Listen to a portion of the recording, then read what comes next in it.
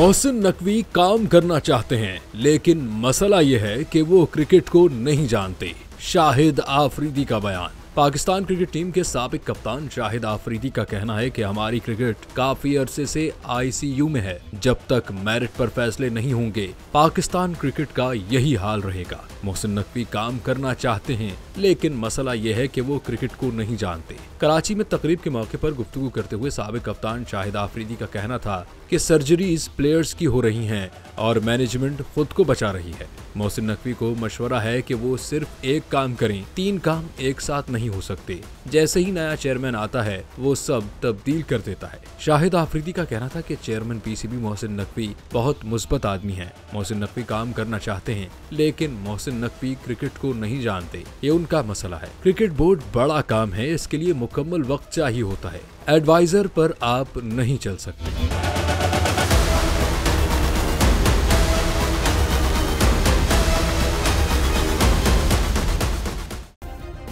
Subscribe करें और bell दबाएं ताकि कोई खबर रह न जाए।